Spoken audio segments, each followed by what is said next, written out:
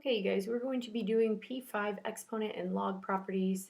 You can see your homework right here is page 51, number 3 through 21 odd, and 85 through 99 odd. First thing we're going to look at is exponent rules. So right now, if you can go ahead and pause this video and write down all of these rules, and then we'll look at some examples. 3C, we have 5 cubed over 25 squared. And we need to simplify this. Yeah, you could use a calculator, but if you did that, then it would defeat the whole purpose of this lesson. So looking at this, we know that 25 is really 5 squared. So I'm going to rewrite this. I've got 5 cubed at the top, and instead of writing 25, I'm going to write 5 squared, and that's this portion, and then I've got that squared. So now I'm going to really go into those properties that we just wrote down. When I have 5 squared raised to the second power, then these two exponents, look at your properties if you forgot what you wrote down. What do you do with these exponents? Do you add them or do you multiply them? Okay, if you said that you multiplied them, that's correct. But actually, it's kind of a bad example because even if it was being added, then you'd still get 4. Okay, so you do multiply them, but just by chance it works out to be the same as the sum and the product. So looking at this here, now I have the same base. This is going to be 5 to the third minus 4. I subtract those. So I've got 5 to the negative 1, but a better way of writing that would be 1/5. Okay, now we're going to look at number 4D. I like this one because it's a lot more messy. And for this one, I've got 25 to the 3/2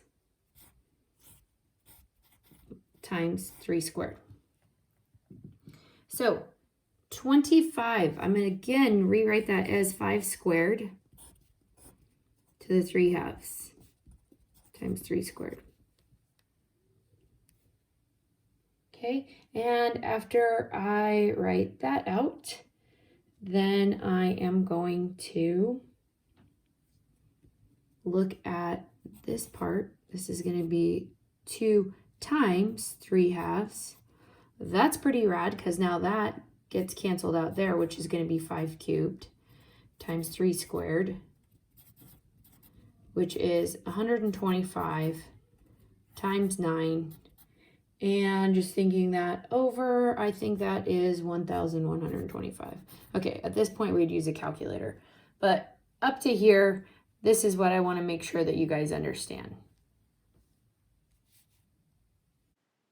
The next thing that we're going to look at is our log properties. So these are all the properties, and again, if right now you can go ahead and pause this and write down all these properties, and then we'll look at some examples. Okay, so out of our next part of our homework, which is the 85 through 99 odd, this is when we are going to be using our log properties. So the first part is going to be expanding, and the second part is going to be condensing. So let's look at number 86. Number 86 says the natural log of the square root of x to the 5th. So I want to think about this using my exponent properties, which would rewrite this as x to the 5th, and the square root is raising that to the 1/2. And now you can go a couple different ways with this. What I would do is still continue condensing this part, which would be the natural log of x to the 5/2, because that's 5 times 1/2. So look, 5 times 1/2 is going to be 5/2. And now I'm going to use my log properties. So this goes in the front. I have 5 5/2, the natural log of x.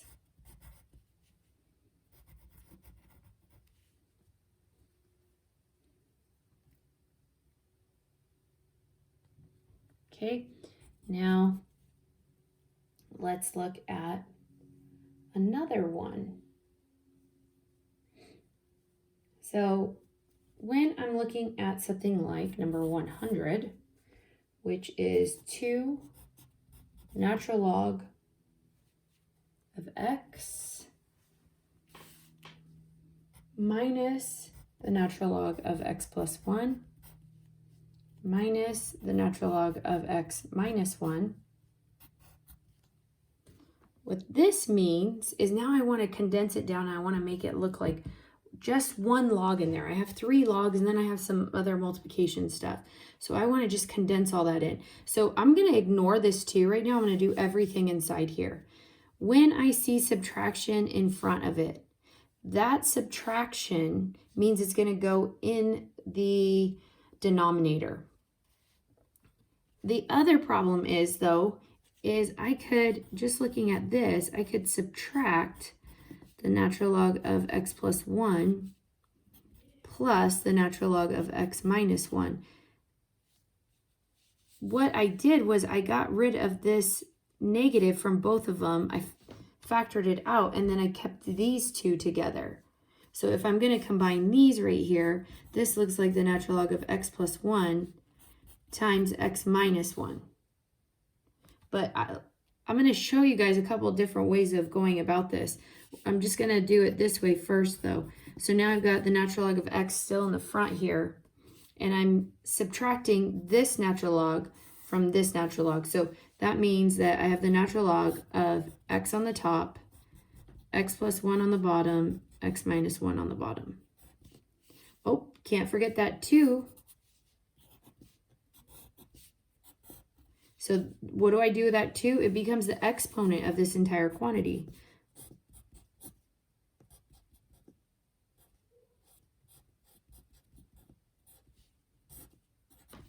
And that is my final condensed.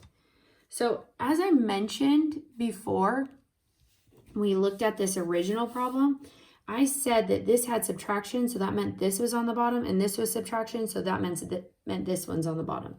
So I look at this problem, and I can go straight to, I've got the natural log. This is a positive natural log. So I am going to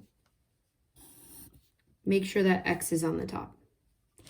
Going back up here, this is a subtraction natural log. So that means x plus 1 is going to be in the denominator.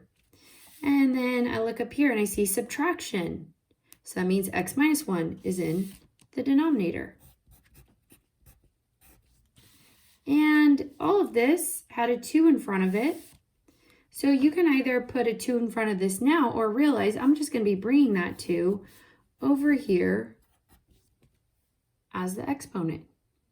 So when you get familiar with these logs, the idea of P5 is to help you go from this step up here to this step down here and not do all of this work. Because when you do all of this work here, you are actually losing time on the AP exam, and you're making a chance for you're risking making mistakes in here. So the idea of P5 is to go from something this complicated straight down to this because you understand those properties.